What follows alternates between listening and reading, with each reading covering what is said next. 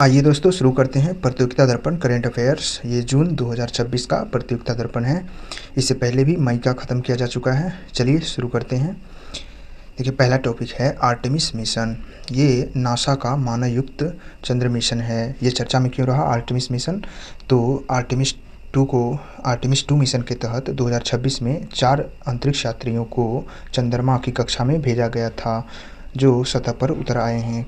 और ये कहाँ से लंच हुआ था? तो कैनेडी स्पेस सेंटर से लंच किया गया था। स्पेस लंच सिस्टम के तहत इसमें 4 अंतरिक्ष यात्री कौन कौन गए थे चंद्रमा पर?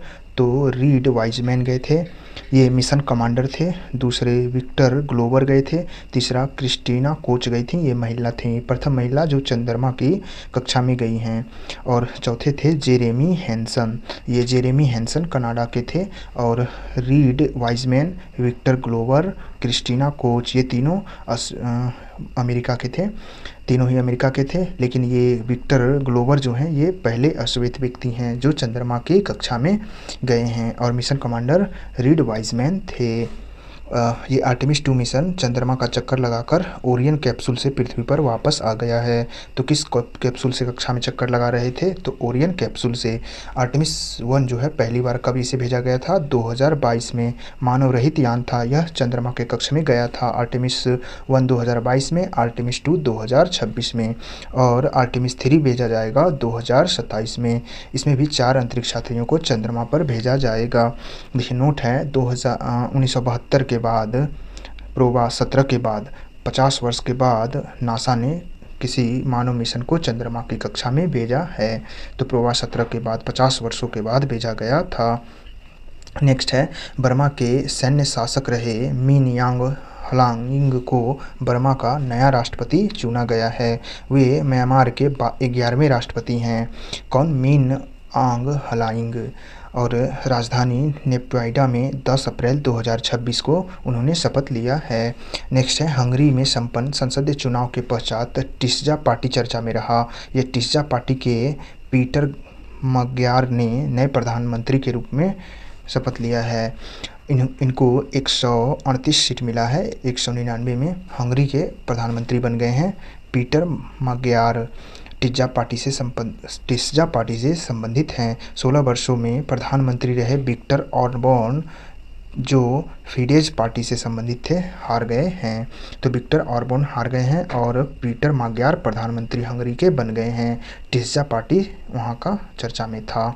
नेक्स्ट है, आर्थिक स्थिति परिदृश्य में देखा जाए तो भारत का 2025 में आयात निर्यात है। कुल निर्यात हुआ था 2025 में 860.09 अरब डॉलर, जिसमें 4.22% की वृद्धि हुआ था। और आयात किया है भारत ने 979.40 अरब डॉलर, जिसमें 6.47% की वृद्धि हुआ था। और भारत को कुल निर्यात में वस्तुगत प्लस सेवा दोनों को मिलाकर इसमें 119 अरब डॉलर का लगभग घाटा होता है भारत को। और वस्तुगत व्यापार में वस्तुगत निर्यात 441 अरब डॉलर का और आयात किया जाता है 774 अरब डॉलर का। इसमें घाटा होता है 330 अरब डॉलर का। और सेवा व्यापार में भारत ने निर्यात किया था 418 अरब डॉलर का, जिसमें वृद्धि हुआ है लगभग 8%। और सेवा आयात किया है भारत ने 204.42 अरब डॉलर, जिसमें 1.86% की वृद्धि हुई थी। और भारत का एकमात्र व्यापार ये है सेवा व्यापार, जिसमें भारत सरप्लस रहता है। इसमें 213 अरब डॉलर का भारत को सरप्लस हुआ था। इसके बाद है, भारत के रक्षा उत्पादों के निर्यात में वृद्धि हुआ है। 2025-26 में रक्षा निर्यात कुल 38,424 करोड़ का किया गया था। इसमें 62.66% की वृद्धि हुई है पिछले वर्ष की तुलना में। भारत का इसमें कुल सार्वजनिक क्षेत्र का हिस्सेदारी 54.84% का है और निजी क्षेत्र की हिस्सेदारी 45% की है। भारत की कुल रक्षा निर्यात में सार्वजनिक क्षेत्र की हिस्सेदारी ज़्यादा है। 38,424 करोड़ निर्यात किया भारत ने रक्षा निर्यात 2025-26 में। नेक्स्ट है, मौद्रिक तिमाही की समीक्षा रेपो दर कितना है, तो रेपो दर 5.25% है और रिवर्स रेपो दर 3.35% है। बैंक दर 5.50%, जबकि एसडीएफ दर 5% है। एसडीएफ का फुल फॉर्म होता है स्टैंडर्ड डिपॉजिट फैसिलिटी। भारत का जीडीपी वृद्धि दर 2026-27 में 6.9%, लगभग 7% रहने का अनुमान आरबीआई ने जताया है। ये मौद्रिक नीति समिति में कितने सदस्य होते हैं, तो इसमें 6 सदस्य होते हैं, जिनमें 3 सदस्य सरकार के होते हैं और 3 सदस्य आरबीआई के होते हैं, जिसमें आरबीआई के गवर्नर संजय मल्होत्रा भी हैं, एक वो हो गए, दूसरा पूनम गुप्ता थे और तीसरा इंद्रनील भट्टाचार्य थे। और सरकारी सदस्य 3 में नागेश कुमार, सौगत भट्टाचार्य और राम सिंह थे।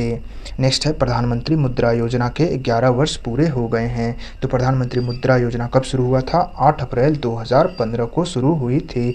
इसमें इसका उद्देश्य है लघु और सूक्ष्म उद्यमियों को वित्तीय सशक्तिकरण सुनिश्चित करना और उन्हें ऋण उपलब्ध कराना। इसके तहत मुद्रा ऋण के तहत 4 श्रेणियां हैं जिसमें ऋण दी जाती हैं। शिशु ऋण 50,000 तक दी जाती है, किशोर ऋण 50,000 से 5 लाख रुपए तक को किशोर ऋण कहा जाता है और तरुण ऋण दिया जाता है 5 लाख से 10 लाख तक दी जाती है। और नया इसमें बना है तरुण प्लस ऋण, यह 10 लाख से 20 लाख तक दिया जाता है तरुण प्लस श्रेणी में। इसकी घोषणा 2024-25 के बजट में हुई थी तरुण प्लस ऋण की। अभी तक इसमें कुल जो ऋण मिला है सबसे अधिक 74% शिशु ऋण दिया गया, जबकि किशोर ऋण 24% और तरुण ऋण जो है मात्र 2% दिया गया है। तो सबसे कम तरुण ऋण और सबसे अधिक अब तक शिशु ऋण वितरित किया गया है। नेक्स्ट है पिछले 11 वर्षों में लाभार्थियों में कुल 40.07 लाख करोड़ का ऋण दिया जा चुका है। प्रधानमंत्री मुद्रा योजना के अंतर्गत सूक्ष्म इकाइयों की ऋण सुरक्षा के लिए ऋण गारंटी कोष की स्थापना कब किया गया था, 2016 में किया गया था ऋण गारंटी कोष की स्थापना। नेक्स्ट है आरबीआई ने पेटीएम पेमेंट्स बैंक को इसकी जो बैंकिंग लाइसेंस थी उसे रद्द कर दिया है। नेक्स्ट है नीति आयोग का पुनर्गठन। नीति आयोग की स्थापना कब हुआ था, तो 1 जनवरी 2015 को हुआ था। इसके नए उपाध्यक्ष अभी अशोक लाहिड़ी हैं। नए 4 पूर्णकालिक सदस्यों की नियुक्ति किया गया है, इसलिए ये चर्चा में था। डॉक्टर एम श्रीनिवासन जो एम्स के महानिदेशक हैं। दूसरे हैं प्रोफेसर अभय करिंदर जो साइंस और टेक विभाग के सचिव हैं। डॉक्टर के वी राजू ये पीएम आर्थिक सलाहकार परिषद के सदस्य हैं। और चौथे हैं प्रोफेसर गोवर्धन दास जो आईआईएसईआर के निर्देशक हैं। नोट यहाँ बताया गया है राजीव गौबा पूर्व से ही पूर्णकालिक सदस्य थे नीति आयोग के, अर्थात वर्तमान में पूर्णकालिक सदस्यों की संख्या कितनी है नीति आयोग में, तो 5 है। तो 5 सदस्यों में एम श्रीनिवासन, प्रोफेसर करिंदर और बी राजू, गोवर्धन और राजीव गौबा। नेक्स्ट है वित्तीय वर्ष 2025-26 में भारतीय कंपनियों के द्वारा आईपीओ के माध्यम से कितना लाख करोड़ जुटाया गया, तो 1.79 लाख करोड़ जुटाया गया, जिसमें 112 कंपनियां शामिल थीं। आईपीओ का होता है मतलब इनिशियल पब्लिक ऑफरिंग। 2025-26 में नेक्स्ट है बागवानी उत्पादन। कृषि मंत्रालय का रिपोर्ट 2025-26 के वर्ष में भारत का कुल बागवानी उत्पादन 370.85 मिलियन टन हुआ था, जिसमें 0.11% की वृद्धि हुआ। कुल क्षेत्रफल था लगभग 30 मिलियन हेक्टेयर और कुल फल उत्पादन हुआ था इस समय 118.68 मिलियन टन, जबकि सब्जी उत्पादन ज़्यादा हुआ है 217.80 मिलियन टन कुल सब्जी उत्पादन 2025-26 में हुआ था। ये आईएमएफ कह रहे हैं, ये कृषि मंत्रालय का अनुमान था रिपोर्ट। नेक्स्ट है आईएमएफ का वृद्धि दर और ग्लोबल इकोनॉमिक आउटलुक रिपोर्ट। तो ग्लोबल इकोनॉमिक आउटलुक रिपोर्ट में आईएमएफ ने बताया है 2026-27 में भारत की वृद्धि दर 6.5% रह सकती है, जबकि विश्व बैंक ने बताया है 6.6% रह सकती है और एडीबी ने एशियन डेवलपमेंट बैंक यह 6.9% बताया है, लगभग 7%। इसमें आरबीआई ने भी इतना ही बताया था। नेक्स्ट है भारत न्यूजीलैंड के मध्य मुक्त व्यापार समझौता। ये 27 अप्रैल 2026 को हस्ताक्षरित हुआ है। अब तक भारत मुक्त व्यापार समझौता 9 देशों के साथ कर चुका है। 2030 तक भारत और न्यूजीलैंड अपने व्यापार को बढ़ाकर $5 अरब करने का लक्ष्य रखे हैं और इसके साथ ही भारत के अब सभी उत्पाद निर्यात जो होंगे वो निःशुल्क होंगे। 15 वर्षों में न्यूजीलैंड भारत में $20 अरब का निवेश करेगा घोषणा किया है। भारत ने न्यूजीलैंड के 70.30% वस्तुओं को शुल्क कैटेगरी यानी कि टैरिफ से रियायत दी है, जबकि संवेदनशील क्षेत्रों में 20.97% इसे बाहर रखा गया है। जैसे संवेदनशील क्षेत्र डेयरी हो गया, कृषि क्षेत्र हो गया, इसे बाहर रखा गया है। इसमें न्यूजीलैंड के आयात नहीं किया जाएगा, जबकि सेब, कीवी, लकड़ी, लट्ठे, ऊन और मनुका शहद वहाँ से आयात किया जाएगा। बाकी डेयरी कृषि क्षेत्र संवेदनशील क्षेत्रों में उनके लिए बाजार नहीं खोला गया है। नेक्स्ट है राष्ट्रीय घटनाक्रमों में देखा जाए तो सम्राट चौधरी बिहार के मुख्यमंत्री बन गए हैं। कैमे मुख्यमंत्री? वो 24वें मुख्यमंत्री बने हैं। उन्होंने शपथ लिया है 15 अप्रैल 2026 को। भारत में भाजपा के पहले वो मुख्यमंत्री बने, बिहार में वो भाजपा के पहले मुख्यमंत्री बने हैं। विधानसभा चुनाव 2025 में वो तारापुर विधानसभा से जीत दर्ज किए हैं। ये तारापुर विधानसभा सीट कहाँ है? तो मुंगेर में है। सम्राट चौधरी मुख्यमंत्री से उप मुख्यमंत्री से मुख्यमंत्री बनने वाले बिहार के दूसरे नेता बन गए हैं। पहले कर्पूरी ठाकुर थे जो उप मुख्यमंत्री से मुख्यमंत्री बने थे। मुख्यमंत्री बनने से पूर्व सम्राट चौधरी राज्यसभा के मुख्यमंत्री बनने से पहले वो 28 जनवरी 2024 से 14 अप्रैल 2026 तक उप मुख्यमंत्री थे। तो 28 जनवरी 2024 से 14 अप्रैल 2026 तक वो डिप्टी सीएम थे। राज्यसभा की सदस्यता ग्रहण किए हैं नीतीश कुमार 10 अप्रैल 2026 को, और उन्होंने मुख्यमंत्री पद से इस्तीफा दिया। नीतीश कुमार जी ने ये 14 अप्रैल 2026 को उन्होंने इस्तीफा दिया था। नेक्स्ट है हरिवंश नारायण सिंह को राज्यसभा के मनोनीत सदस्य चुना गया है। राज्यसभा के मनोनीत सदस्य बन गए हैं हरिवंश नारायण सिंह। और राज्यसभा में राष्ट्रपति द्वारा 12 सदस्यों का मनोनयन किया जाता है। साहित्य में, कला में, विज्ञान में, समाज सेवा में अनुच्छेद 80 के 1 के तहत किया जाता है। ये हरिवंश नारायण सिंह जेडीयू से लगातार दूसरी बार राज्यसभा के सदस्य रहे हैं। राष्ट्रपति के द्वारा पूर्व मुख्य न्यायाधीश रंजन गोगोई के कार्यकाल पूरा होने के कारण यह सीट खाली हो गया था, इसलिए उनका मनोनयन किया गया है।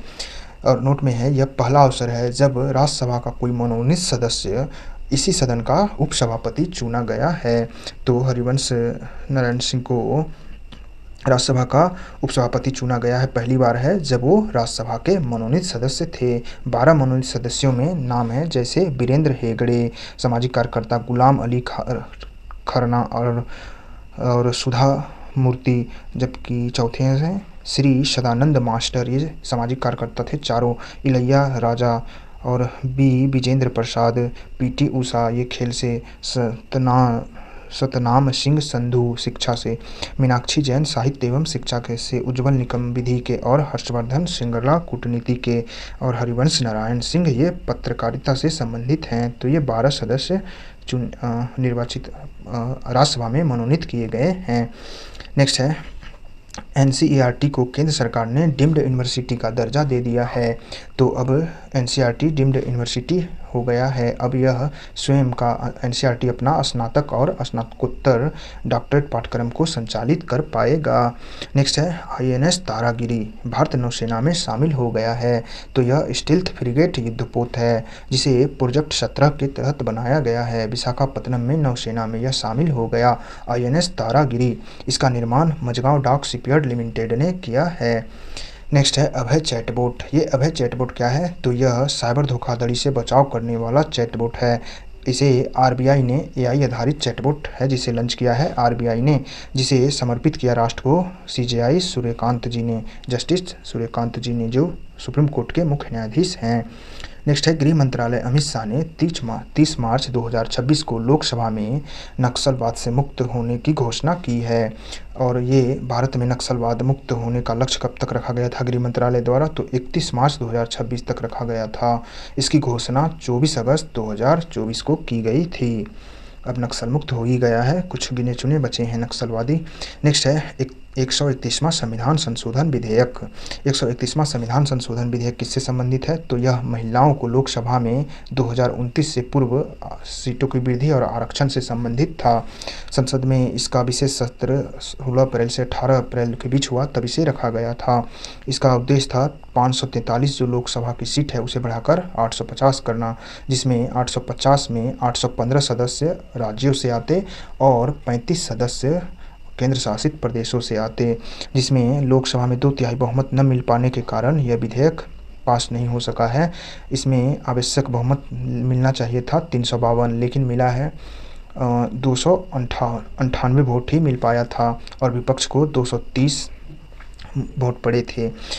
और इसे कौन पेश किया था लोकसभा में? तो अर्जुन राम मेघवाल ने पेश किए थे, जो कानून मंत्री हैं। जबकि 106वां संविधान संशोधन विधेयक 2023 में ही पास हो चुका है, नारी शक्ति वंदन अधिनियम, जिसमें 33% महिलाओं को आरक्षण देने की बात थी। नेक्स्ट है, इस सत्र में सरकार ने 2 अन्य विधेयक को भी पेश किए थे। 2011 की जनगणना के आधार पर परिसीमन का, और दूसरा था विधानसभा वाले केंद्रशासित प्रदेशों में महिला आरक्षण को लागू करने संबंधी विधेयक थे। इसरो का दूसरा एयरड्रॉप परीक्षण IAD-2 इसे कहा जाता है, यह क्या था? तो गगनयान मिशन का दूसरा ये सुरक्षित संचालन मिशन था, जिसका उद्देश्य है वायुमंडल में प्रवेश प्लस अंतरिक्ष यात्रियों का सुरक्षित लैंडिंग किया गया है। गगनयान मिशन को सुरक्षित बनाने के लिए श्रीहरिकोटा से इसे लॉन्च किया गया था। भारत का पहला मानव युक्त गगनयान मिशन है, जिसे 2027 की पहली तिमाही में छोड़ा जाएगा। नेक्स्ट है, शेखा झील पक्षी अभ्यारण्य, ये नया रामसर स्थल भारत में घोषित हुआ है। तो शेखा पक्षी झील कहाँ है? उत्तर प्रदेश के अलीगढ़ में है। ये उत्तर प्रदेश का 12वां रामसर स्थल घोषित हो गया, जबकि ये भारत का 99वां रामसर स्थल है। भारत में सबसे अधिक रामसर स्थल तमिलनाडु में पाए जाते हैं, जहाँ 20 है, दूसरा उत्तर प्रदेश जहाँ 12 है, और तीसरा पे अपना बिहार है, जहाँ 6 रामसर स्थल हैं। और रामसर संधि कब हुआ था? तो 2 फरवरी 1971 को हुआ था। ईरान के रामसर स्थल पर भारत ने रामसर स्थल में शामिल हुआ था 1 फरवरी 1982 को। 1 फरवरी 1982 को भारत ने पुष्टि किया था रामसर संधि का, और रामसर संधि 1975 में लागू हुई थी। इसी 2 फरवरी को वर्ल्ड वेटलैंड डे मनाया जाता है प्रत्येक वर्ष। और इसमें ये आ सकता है, रामसर संधि जो ये लागू हुआ, इसका हेडक्वार्टर कहाँ है? मुख्यालय इसका स्विट्जरलैंड के ग्लैंड में है। रामसर संधि का मुख्यालय ग्लैंड में। नेक्स्ट है, छत्तीसगढ़ में यूसीसी लागू करने वाला समिति बन गया है, गठित हो गया है। तो ये इस प्रकार आज़ादी के बाद तीसरा राज्य बन गया है जो समान नागरिक संहिता लागू करेगा। पहला उत्तराखंड लागू किया है, दूसरा गुजरात, और तीसरा अब छत्तीसगढ़ हो जाएगा, जो आज़ादी के बाद यूसीसी लागू करेगा। इसके लिए रंजना प्रसाद देसाई की अध्यक्षता में समिति गठित कर दिया गया है। और आज़ादी से पहले गोवा लागू कर चुका था, अब इसको मिलाकर चौथा राज्य हो जाएगा छत्तीसगढ़। नेक्स्ट है, भारत के उपराष्ट्रपति की श्रीलंका यात्रा। सीपी राधाकृष्णन श्रीलंका गए थे 19-20 अप्रैल 2026 को। किसी भारतीय उपराष्ट्रपति की श्रीलंका की ये पहली द्विपक्षीय यात्रा है। श्रीलंका ने भारत के नेतृत्व वाले IBCA में सम्मिलित होने की घोषणा की है। IBCA का मतलब है इंटरनेशनल बिग कैट अलायंस, जो भारत ने शुरू किया है। नेक्स्ट है, हाल ही में किस देश के शासन प्रमुख ने अपनी पहली एशियाई दौरे में भारत की आधिकारिक यात्रा की है? तो ऑस्ट्रिया के वहाँ के प्रधान हैं, जो क्रिश्चियन एस्कॉटर हैं, वो आए हैं भारत दौरे पर। नेक्स्ट है, दक्षिण कोरिया के राष्ट्रपति की भारत यात्रा हुआ है ली जे म्यूंग की, जो 19 से 21 अप्रैल के बीच आए हैं भारत। ली जे म्यूंग दक्षिण कोरिया के राष्ट्रपति हैं। 2009 में भारत और दक्षिण कोरिया के बीच CAPA comprehensive economic partnership agreement हुआ था। CAPA दक्षिण कोरिया के साथ कब हुआ था? 2009 में हुआ था। द्विपक्षीय व्यापार दोनों देशों के बीच $27 अरब का होता है दक्षिण कोरिया के बीच, जिसे 2030 तक बढ़ाकर $50 अरब करने का लक्ष्य रखा गया है। नेक्स्ट है, 2026 के सर्वाधिक प्रभावशाली लोगों की टाइम की सूची जारी किया गया है। टाइम्स पत्रिका ने बताया है कि भारत के 3 व्यक्ति और भारतीय मूल के भारतीय 3 व्यक्ति को शामिल किया गया है इसमें। रणबीर कपूर, सुंदर पिचई और विकास खन्ना, ये 3 भारतीय हैं जो टाइम पत्रिका के प्रभावशाली सूची में शामिल हैं। रणबीर कपूर, सुंदर पिचई और विकास खन्ना। नेक्स्ट है, हाल ही में किस देश ने अपनी रक्षा नीति में परिवर्तन करते हुए हथियारों के निर्यात पर लागू प्रतिबंध को हटा दिया है? तो जापान ने हटा दिया है। नेक्स्ट है, 10वें UN महासचिव का चुनाव। संयुक्त राष्ट्र महासभा के महासचिव का चुनाव हो रहा है, 10वें महासचिव का। इसमें 4 उम्मीदवार मैदान में हैं। मिशेल बैचलेट हैं, दूसरा रेबेका ग्रीन्सपैन है, और राफेल ग्रोसी हैं, चौथे मैकी साल हैं। चिली के पूर्व राष्ट्रपति हैं मिशेल बैचलेट, जबकि कोस्टा रिका के पूर्व राष्ट्रपति व अंकटाड के महासचिव हैं रेबेका ग्रीन्सपैन, जबकि IAEA के प्रमुख हैं राफेल ग्रोसी। और सेनेगल के पूर्व राष्ट्रपति व यूरोपियन यूनियन के पूर्व चेयरमैन मैकी साल भी इस रेस में हैं। तो संयुक्त राष्ट्र महासभा के महासचिव बनेंगे 10वें। ये महासचिव का चुनाव महासभा द्वारा सुरक्षा परिषद की सिफारिश पर किया जाता है। नए महासचिव का कार्यकाल शुरू होगा 1 जनवरी 2027 से वो पद संभालेंगे।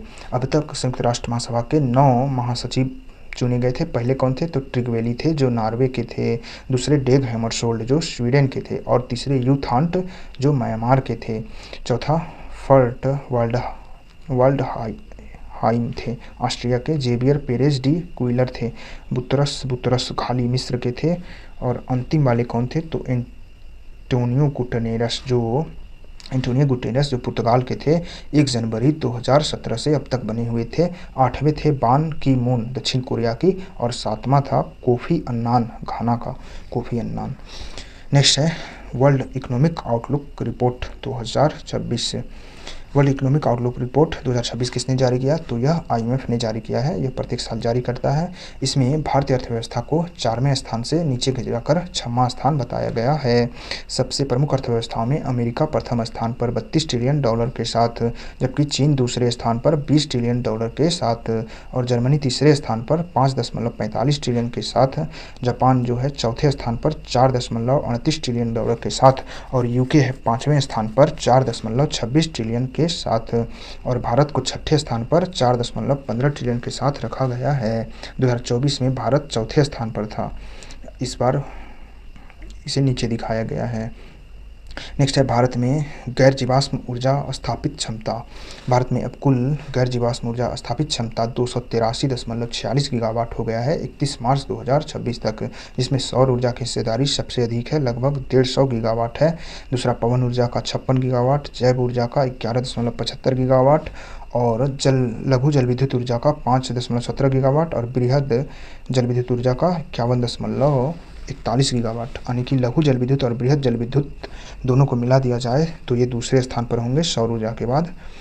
और परमाणु ऊर्जा की 8.78 गीगावाट की हिस्सेदारी है। भारत नवीकरणीय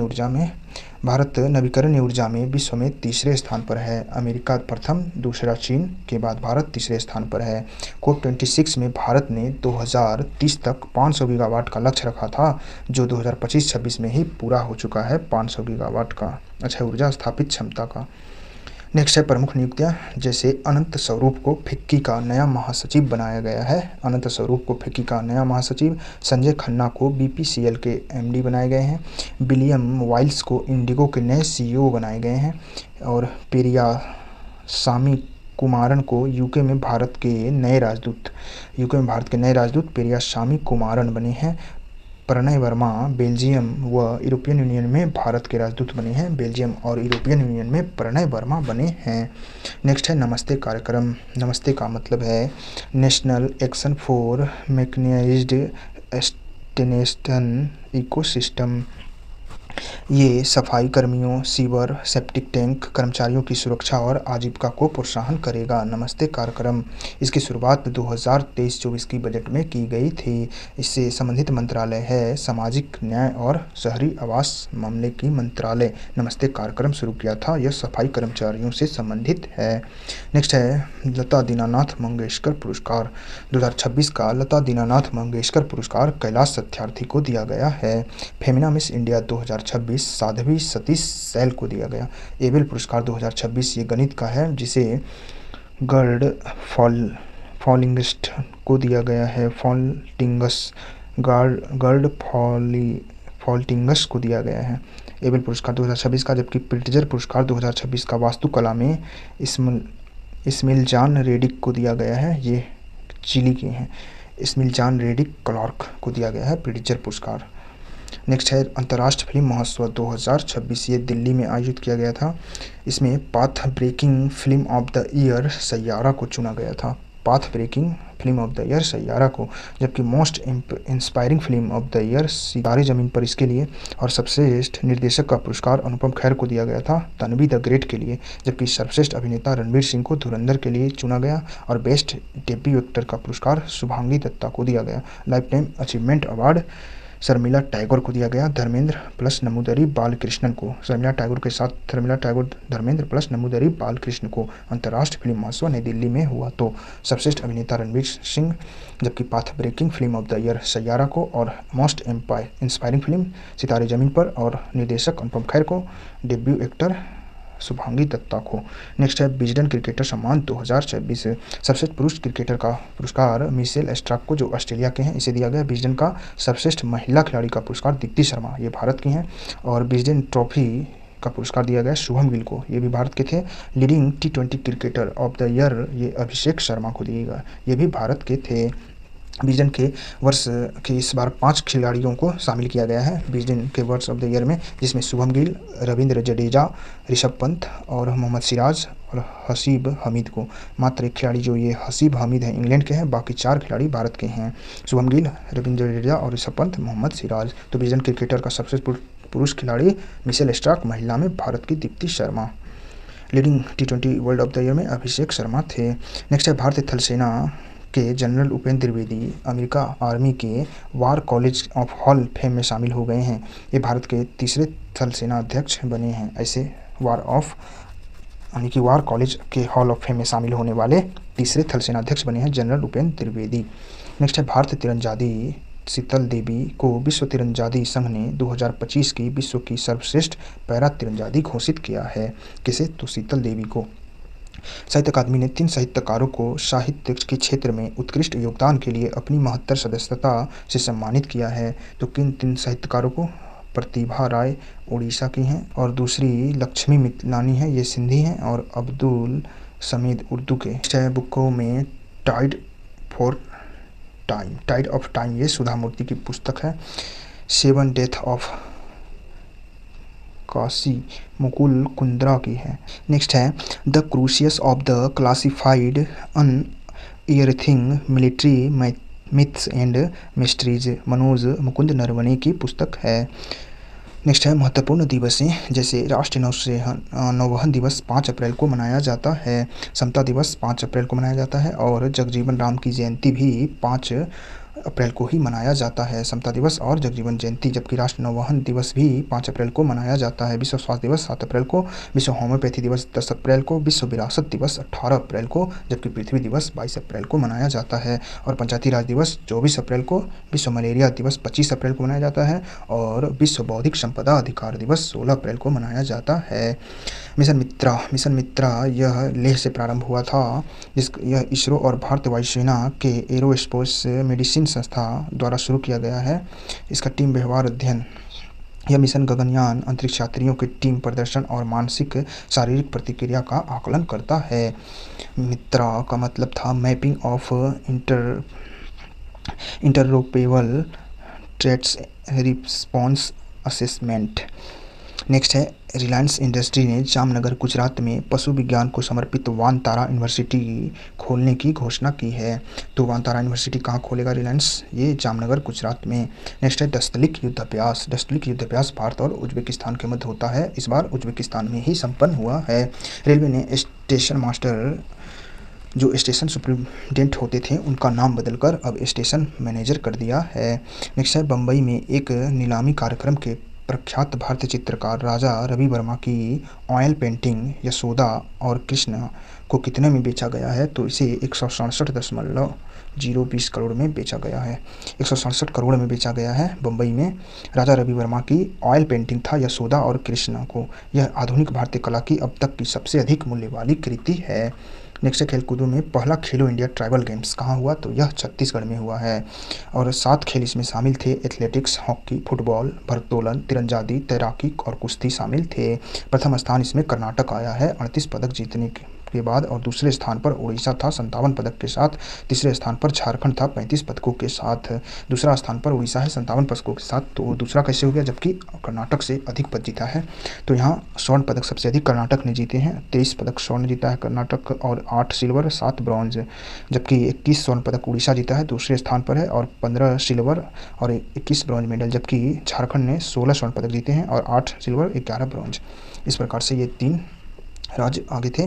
जबकि व्यक्तिगत श्रेणी में सर्वाधिक पदक जीतने वाले पुरुष खिलाड़ी थे मणिकांत एल, जो कर्नाटक के हैं। कुल 8 ट्रॉफी जीते हैं, 8 सिल्वर और 1 ब्रॉन्ज जीते थे। जबकि महिला में अंजलि मुंडा थी, ये उड़ीसा की। तो व्यक्तिगत श्रेणी में सबसे अधिक पुरुषों में मणिकांत एल कर्नाटक के 9 पुरुष पदक जीते थे, जबकि महिला में अंजलि मुंडा उड़ीसा की जीती थी। और इसका शुभंकर क्या था? तो मोरबीर शुभंकर था। पहला खेलो इंडिया ट्राइबल गेम का शुभंकर मोरबीर था। मोरबीर। नेक्स्ट है 10वां महिला T20 वर्ल्ड कप 2026, इसकी मेज़बानी कौन करेगा? तो इंग्लैंड और वेल्स करेंगे 10वां महिला T20 वर्ल्ड कप। नेक्स्ट है चेन्नई की 25 वर्षीय ग्रैंड मास्टर वैशाली रमेश बाबू फीडे का कैंडिडेट्स टूर्नामेंट जीतने वाली भारत की पहली महिला खिलाड़ी बन गई हैं। इसका आयोजन साइप्रस में किया गया था। तो कैंडिडेट्स टूर्नामेंट जीतने वाली पहली ग्रैंड मास्टर भारत की बन गई हैं रमेश बाबू, जो वैशाली रमेश बाबू हैं। यह चेन्नई की हैं, 25 वर्ष की। नेक्स्ट है विश्व पैरा तीरंदाजी चैंपियनशिप 2026, यह बैंकॉक में हुआ है। पैरा तीरंदाजी चैंपियनशिप, इसमें प्रथम स्थान पर भारत आया है 16 पदकों के साथ, और दूसरे स्थान पर दक्षिण कोरिया है 7 पदकों के साथ। भारत ने 7 स्वर्ण, 5 सिल्वर और 4 ब्रॉन्ज जीते थे, और प्रथम स्थान पर आया भारत। नेक्स्ट है एशियाई मुक्केबाजी चैंपियनशिप 2026, इसका आयोजन मंगोलिया में किया गया, और प्रथम स्थान पर कजाकिस्तान आया था, दूसरा स्थान पर अपना भारत आया था। एशियाई मुक्केबाजी चैंपियनशिप मंगोलिया में हुआ, प्रथम स्थान पर कजाकिस्तान था। हाल ही में चीन में आयोजित हाफ मैराथन दौड़ में मानव रोबोट, जिसका नाम था लाइटनिंग, यह 21 किलोमीटर की हाफ मैराथन को 50.16 मिनट में पूरा कर मानव विश्व रिकॉर्ड बनाया है। मानव का रिकॉर्ड तोड़ दिया है। ये रोबोट दौड़ लगाया है, लाइटनिंग इसका नाम था। हाफ मैराथन चीन में यह दौड़ हुआ था। नेक्स्ट है चीन में सफल एशियाई बैडमिंटन चैंपियनशिप में पुरुषों की एकल स्पर्धा में भारत के आयुष शेट्टी ने रजत पदक जीता है। तो चीन में संपन्न हुआ एशियाई बैडमिंटन चैंपियनशिप में आयुष शेट्टी ने भारत के रजत पदक जीता था। नेक्स्ट है मियामी ओपन टेनिस 2026, यह मियामी ओपन टेनिस टूर्नामेंट में पुरुष एकल का खिताब यानिक सिनर ने जीता है, जो इटली के हैं। महिला खिताब आर्यना सबालेंका जीती हैं, जो बेलारूस की हैं। नेक्स्ट है विज्ञान और प्रौद्योगिकी में कल्पक्कम फास्ट ब्रीडर रिएक्टर में भारत ने क्रिटिकली स्थिति हासिल कर लिया है। ये क्रिटिकलिटी क्या है? तो इसका तात्पर्य है कि स्वपोषित परमाणु विखंडन श्रृंखला प्रतिक्रिया शुरू होना।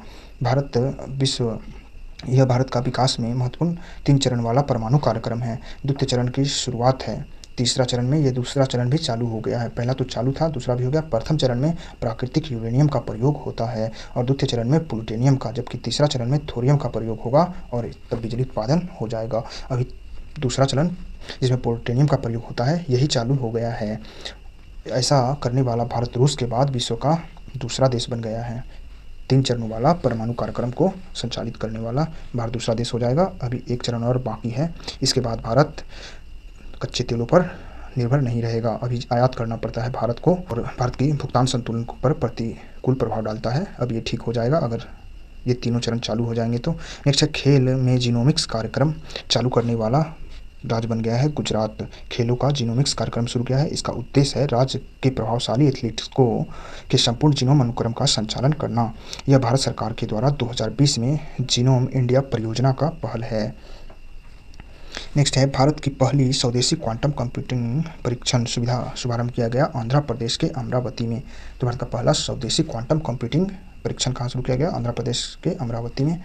राष्ट्रीय क्वांटम मिशन ये जो आया था 2023-24 से 2030-31 तक के लिए, इसके लिए बजट 6000 करोड़ का रखा गया है। इसमें 4 डोमेन पर केंद्रित होगा क्वांटम मिशन 2023-24 से 30-31 तक जो चलेगा। इसमें 4 डोमेन में क्वांटम कंप्यूटिंग, क्वांटम संचार, क्वांटम सेंसिंग व मेट्रोलॉजी और क्वांटम सामग्री एवं उपक्रम पर ये 4 डोमेन आधारित हैं।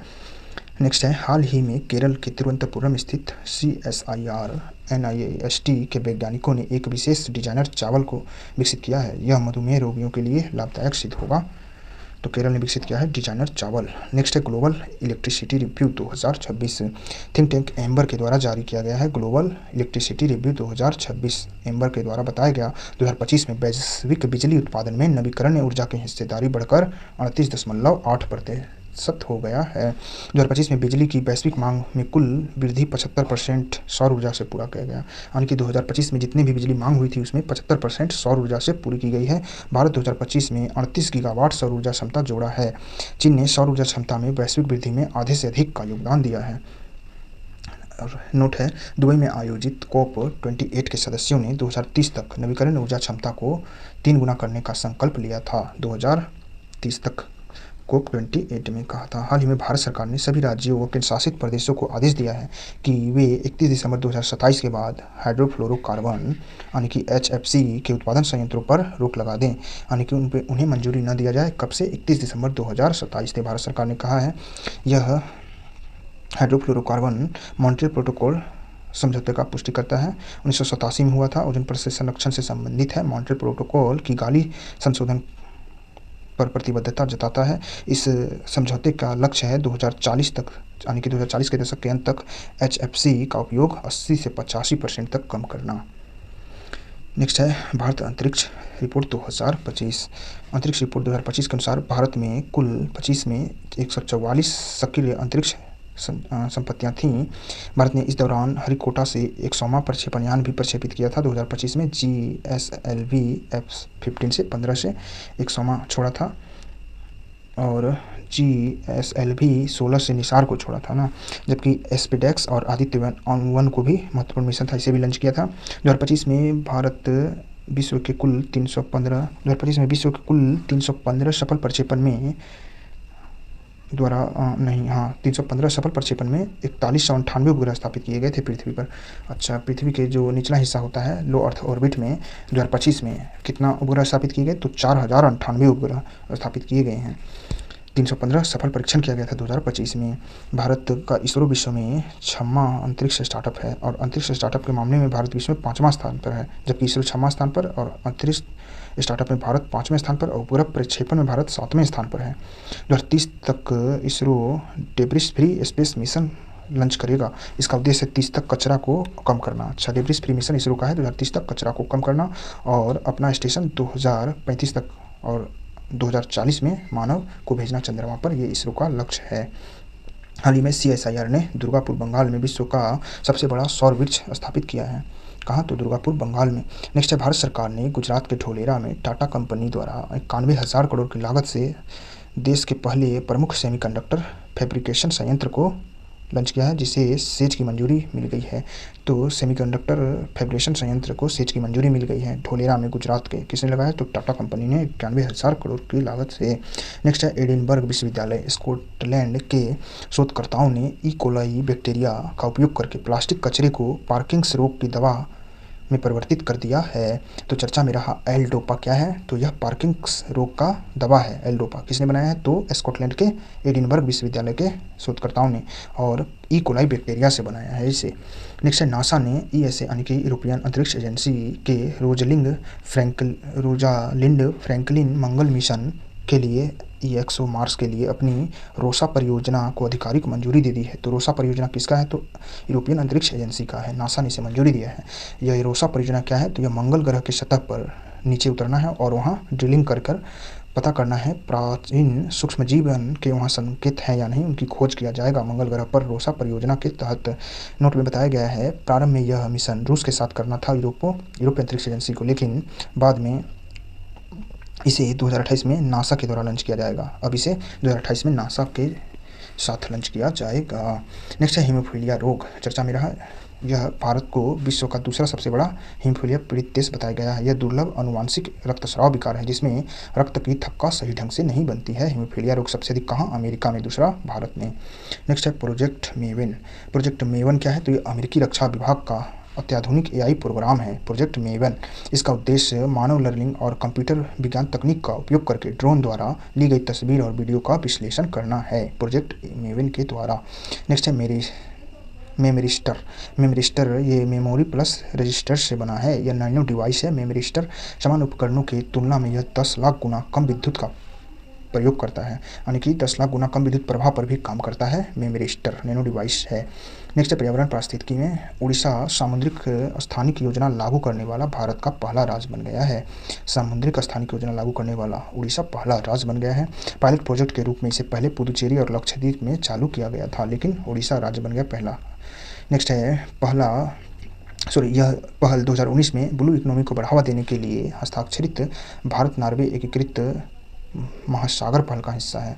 तो ब्लू इकोनॉमी बढ़ावा देने के लिए 2019 में शुरू किया गया था सामुद्रिक स्थानिक योजना, जो उड़ीसा भी लागू किया है। नेक्स्ट है भारत के नए जलवायु लक्ष्य 2031 से 35 तक। अब भारत ने अपने जलवायु लक्ष्य को 30 से बढ़ाकर 35 कर दिया है। इसके तहत कुल विद्युत उत्पादन क्षमता में गैर जीवाश्म ऊर्जा को कितना करना है? तो 60% करना है। पहले 50% था, इसे भारत ने पूरा कर लिया है। कार्बन उत्सर्जन तीव्रता में 2035 तक कितना 47% की कमी करने का लक्ष्य रखा गया है। पहले 45% था 2030 तक, अब इसे बढ़ाकर 35 तक 47% कर दिया गया है। भारत अक्षय ऊर्जा स्थापित क्षमता में ब्राज़ील को पीछे छोड़कर तीसरे स्थान पर आ गया है। अक्षय ऊर्जा स्थापित क्षमता में प्रथम स्थान पर चाइना है, दूसरा स्थान पर अमेरिका और तीसरा स्थान पर भारत, चौथे पर ब्राज़ील है। नेक्स्ट है WWF राष्ट्रीय पुरस्कार 2026। WWF का राष्ट्रीय पुरस्कार 2026 एन अलीम यूसुफ को दिया गया है। ये केरल के आक्रामक पौधों की प्रजातियों को पहचानने के लिए AI द्वारा संचालित ऐप विकसित किए हैं, इसलिए इन्हें यह पुरस्कार दिया गया है। एन अलीम यूसुफ को तेलंगाना में आयोजित अंतर्राष्ट्रीय युवा जैव विविधता सम्मेलन में यह पुरस्कार उन्हें दिया गया। WWF राष्ट्रीय पुरस्कार। नेक्स्ट है विश्व पृथ्वी दिवस 2026, 22 अप्रैल को मनाया जाता है। इस बार थीम था our planet, our power our planet, यानी कि हमारी शक्ति हमारा ग्रह पृथ्वी दिवस का थीम था 26 में। पृथ्वी दिवस प्रथम बार 22 अप्रैल 1970 को मनाया गया था। नेक्स्ट है IUCN ने अंटार्कटिक समुद्री बर्फ के तेजी से पिघलने के कारण एम्परर पेंगुइन और अंटार्कटिक फर सील को लुप्तप्राय घोषित कर दिया है। तो IUCN ने पेंगुइन और अंटार्कटिक फर सील को लुप्तप्राय घोषित कर दिया है। अर्थ आवर 2026, यह 28 मार्च 2026 को मनाया गया है। यह प्रति वर्ष मार्च के अंतिम शनिवार को मनाया जाता है। अर्थ आवर डे 28 मार्च 2026 को मनाया गया। इसे 2007 में WWF द्वारा सिडनी, ऑस्ट्रेलिया में शुरू किया गया था। भारत में अर्थ आवर के 20 वर्ष पूरे होने के उपलक्ष्य में पृथ्वी के लिए 1 घंटा दें थीम से कहाँ कार्यक्रम किया गया, तो मध्य प्रदेश के ग्वालियर में किया गया। नेक्स्ट है अहमदाबाद का Kankaria coaching depot phytoremediation तकनीक अपनाकर भारत की पहली जल तटस्थ रेलवे सुविधा का केंद्र बन गया है। तो अहमदाबाद का ये कांकरिया कोचिंग डिपो है, पहला जल तटस्थ रेलवे सुविधा केंद्र बन गया है। नेक्स्ट है प्रथम राष्ट्रीय चमगादड़ मूल्यांकन report 2026, nature conservation foundation and bat conservation international के सहयोग से प्रथम राष्ट्रीय चमगादड़ मूल्यांकन रिपोर्ट जारी किया गया 2026 में। इसमें बताया गया है बंगाल चमगादड़ की प्रजातियों के मामले में प्रथम स्थान पर है, जहां 68 प्रजातियां पाई जाती हैं। दूसरे स्थान पर मेघालय है, जहां 66 प्रजातियां पाई जाती हैं, और सिक्किम तीसरे स्थान पर, जबकि चौथे स्थान पर उत्तराखंड है, जहां ज़्यादा चमगादड़ पाए जाते हैं। चमगादड़ चिरोप्टेरा परिवार के जीव हैं। विश्व के ये स्तनधारी हैं जो उड़ सकते हैं, मात्र एक स्तनधारी हैं जो पक्षी की तरह उड़ते हैं चमगादड़। विश्व में कितना 135 प्रजातियां भारत में पाई जाती हैं चमगादड़ों के, जिसमें 7 संकटग्रस्त श्रेणी में हैं। तो सबसे अधिक चमगादड़ पश्चिम बंगाल, दूसरा मेघालय, तीसरा सिक्किम, चौथा उत्तराखंड था। नेक्स्ट है भारत के पर्यावरण की स्थिति report 2026, state of India's environmental report care for science and environmental द्वारा जारी किया गया है। भारत के पर्यावरण स्थिति रिपोर्ट 2026। चरम मौसमी घटनाओं में सर्वाधिक प्रभावशाली राज्य कौन सा है, तो हिमाचल प्रदेश है। सबसे अधिक मौसमी घटनाओं से प्रभावित राज्य हिमाचल प्रदेश। रिपोर्ट के अनुसार 2025 में 99 दिनों तक चरम मौसमी घटनाएं देखी गई हैं। असम के रायमोना राष्ट्रीय उद्यान से मुड़े हुए पैर वाले, जिसकी खोज की गई है, इसे साइटोडेक्टाइलस रायमोनासिस नाम दिया गया है। तो साइटोडेक्टाइलस रायमोनासिस नाम जो है ये छिपकली का है, ये मुड़ी हुए पैर वाली छिपकली है। नेक्स्ट है चर्चा में रहा शब्द है किल स्विच। किल स्विच क्या है, तो यह RBI द्वारा डिजिटल पेमेंट से धोखाधड़ी रोकने के लिए इसे लागू किया गया है, किल स्विच को। नेक्स्ट है महत्वपूर्ण न्यायिक निर्णय, हरीश राणा वर्सेस भारत संघवाद 2026 में सुप्रीम कोर्ट ने निर्णय दिया कि गरिमापूर्ण मृत्यु का अधिकार अनुच्छेद 21 का हिस्सा है। निष्क्रिय इच्छा मृत्यु में जीवन रक्षक उपचार को हटाने की अनुमति दे दिया है सुप्रीम कोर्ट ने, हरीश राणा वर्सेस भारत संघवाद में। दूसरा मामला था हंसा नंदिनी नंबूदरी बनाम भारत संघवाद। इसमें सुप्रीम कोर्ट ने यह बताया कि सुप्रीम कोर्ट ने असंवैधानिक घोषित कर दिया है और कहा कि दत्तक माताओं को बच्चे को उन्हें सौंपे जाने की तिथि से ही 12 सप्ताह का मातृत्व अवकाश मिलेगा। पहले बच्चे को गोद लेने पर केवल उन माताओं को 12 सप्ताह का अवकाश मिलता था जिन्होंने 3 माह से कम आयु के बच्चों को गोद लिया था। तो इसे असंवैधानिक घोषित कर दिया। अब कहा गया है कि कोई भी माह जो ये 3 माह का जो बच्चा था, ये पहले सीमा था, अब ये सीमा हटा दिया गया है। अब बच्चे को जिस दिन से गोद लिया जाएगा उस दिन से 12 सप्ताह का मातृत्व अवकाश मिलेगा। नेक्स्ट चिथंदा आनंद वर्सेस आंध्र प्रदेश वाद। इस मामले में सुप्रीम कोर्ट ने यह निर्णय दिया कि हिंदू धर्म से कोई भी व्यक्ति जो ईसाई धर्म में जाता है तो उसकी ST/SC का जो दर्जा है SC का, वह स्वतः समाप्त हो जाएगा। तो धर्म परिवर्तन पर यह मुद्दा आया था। तो इसमें बताया गया जो भी अनुसूचित जाति के लोग हैं, व्यक्ति हैं, अगर वो ईसाई धर्म में जाते हैं तो उनकी अनुसूचित जाति का दर्जा स्वतः समाप्त हो जाएगा। अब प्रतियोगिता दर्पण के कुछ इंपॉर्टेंट फैक्ट्स रह जाते हैं जिन्हें पॉइंट वाइज दिया रहता है, तो इसे देख लेते हैं सरासर। जैसे देखिए, अभी ये नहीं आया था, गारो और खासी को आधिकारिक भाषा किसने मान्यता दिया है, तो मेघालय ने दिया है मान्यता। मेघालय राजभाषा अधिनियम 2026 के तहत मेघालय ने अंग्रेजी भाषा संचालन अधिनियम 1980 में संशोधित करके अब गारो और खासी को भी राज्य की आधिकारिक भाषा मान लिया है।